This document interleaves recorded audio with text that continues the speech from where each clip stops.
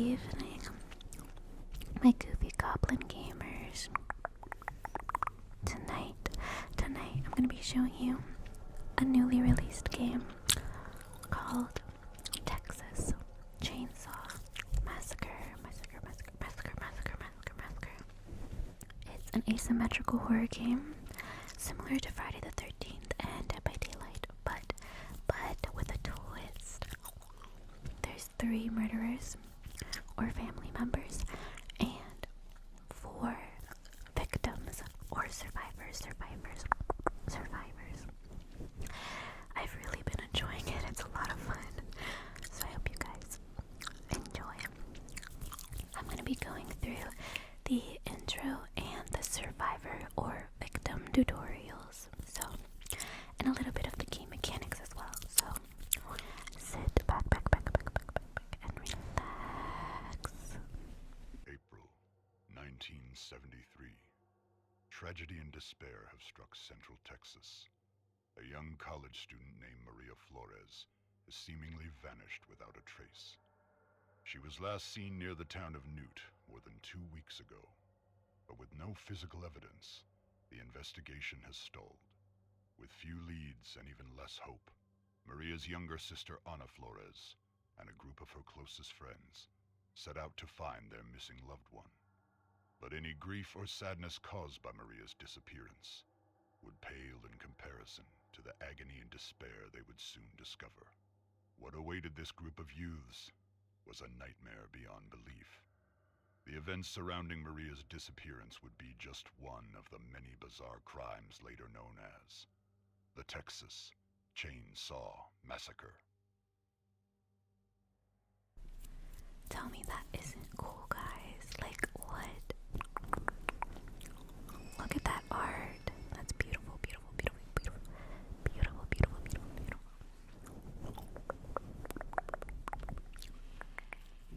Alright, let's get into the game. Let's see what it's like.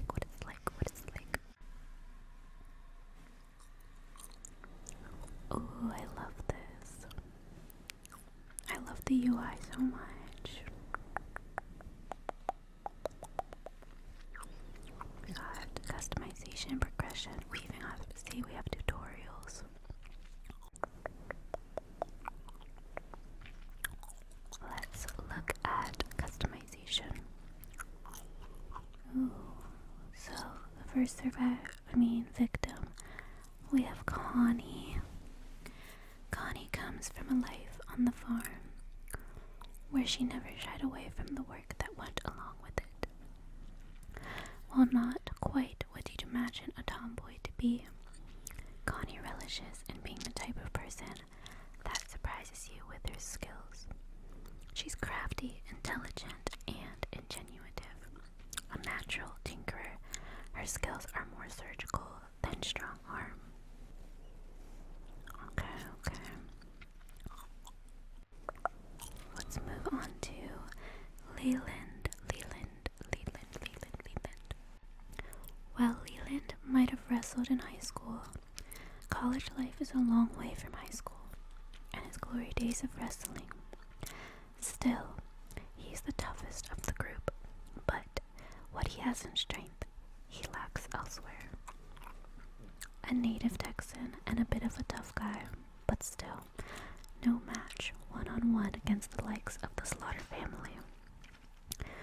And therefore, his capabilities benefit from teamwork with his peers. Okay, so he's the tough guy. Let's move on to Ana. Ana is fiercely motivated and a natural leader. After losing her father, she and Maria hope to take care of their mother while trying to forge their own paths as well. Now that Maria's missing, Ana is done sitting idly by while law enforcement stumbles along. Determination and sheer willpower are her strongest suits, and she'll need every ounce of her resilience to endure. Okay, so she's a badass bitch trying to protect her sister. I respect it. Now we have Sonny. Sonny might have a slightly smaller frame, but and makes up for that with his intellect. The best student of the bunch is not only book smart, he's quick on his feet and quick with his decisions.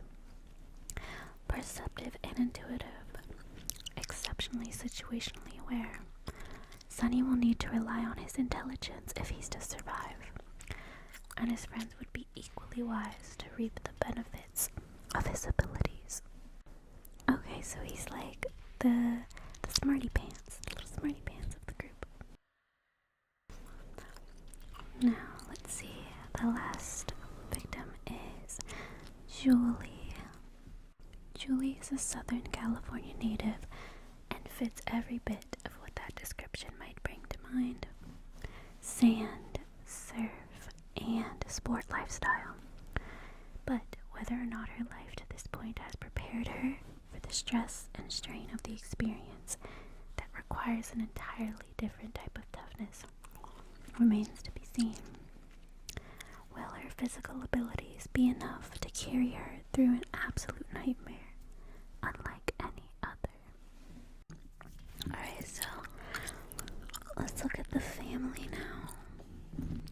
So we have Leatherface. The butcher of the family, Leatherface is most brutal of the group. While he fills a variety of roles around the house, there's one he particularly is proficient at. We think it's clear what that is. His main ability is simple. He wields the weapon of dismemberment, the chainsaw. What he lacks in maneuverability, he makes up for in brute strength. Able to saw and bash through bolted doors and blockades in pursuit of his victims. Stacked with high endurance as well as the highest mark for savagery, Leatherface is a powerful force the victims would do well to avoid. Okay, he's the brutal one. And the next family member is the cook. The old man, the cook. He might say he doesn't take much pleasure in killing, but he does fine when needed. He's the owner of the gas station and the order of the household. What little order there is, and knows every inch of these places. One board creaks and he can pin down its location.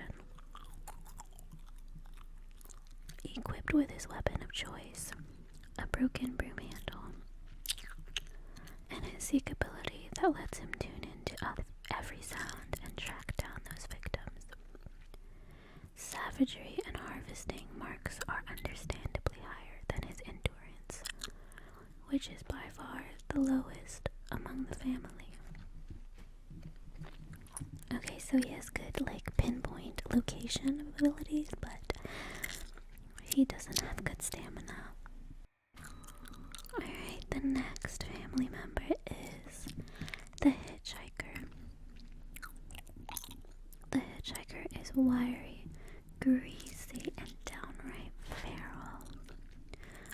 He's an expert artist of the macabre, known to craft items from bone and teeth.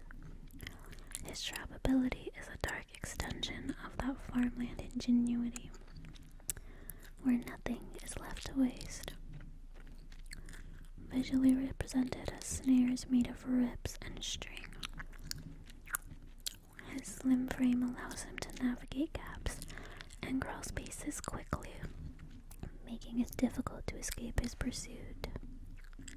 Hiding or utilizing environmental obstacles is a must if he's on your trail. Ooh, okay. I think I would play him if I were playing family, because being able to go through crawl spaces after victims is really useful. And endurance too, so you can keep up with them. The next family member is Johnny. He is probably the most attractive of the family members. Let's see, Johnny is raised by Black Nancy, and the closest thing to a true serial killer the family has. Johnny is a predator in every sense. He uses his strength to stalk and overpower anyone he sees as weaker than him, which in his mind is everyone. His hunt ability allows him to see fresh tracks and follow the trail of his victims. Harvesting is fine, but he will never let that get in the way of pure savagery, which is exactly what he relishes in. In a family full of unpredictable maniacs, Johnny is the most unpredictable of all, often clashing the clan when his base instincts are impossible to ignore. Okay, so yeah, he's like uncontrollable serial killer, Michael Myers stalker vibe. Okay, so last but not least we have Sissy, a drifter and a product of the hazy drug-fueled era. Sissy is an extremely enigmatic, even for this group, having spun out of numerous cults, including Span Ranch. Sissy utilized her wiles to make her way back to Texas, leaving a blood trail in her wake. Demented and unstable, Sissy's turbulent past has only further fed her tendencies. Somewhere in her travels, she picked up strange organic skills, and her poisonous bane ability is the deadly result of that. Do not let her lower savagery rating fool you. She is every bit as dangerous as the rest of the family, albeit in different ways. Okay, so she's got a poison ability, that's cool. And she's a little mentally unstable, but aren't they all? Alrighty, that wraps up the characters. Now let's look at the tutorials. The victim tutorials. There's actually a lot of them, oh my goodness. But I think we're gonna start with the main victim tutorial. This is the first one. You've been captured by the Slaughter family, tied up, tortured, and left for dead. You must do whatever it takes to escape the family's property at all costs. Find your friends, hunt for life-saving items like tools, bone scrap, and health. But more importantly, locate and open up escape routes before it's too late. The family is hunting, so move quietly and make the right decisions. Your life depends on it. Stay quiet and hidden. Move slowly and carefully to avoid making excessive noise. Use shadows and tall foliage to stay hidden. Take cover behind tall objects to break line of sight. And last but not least, use the environment to your advantage. Wall gaps, crawl spaces, and unique hiding spots like freezers, armoires, and even vehicle trunks can be used to evade the family. Use them.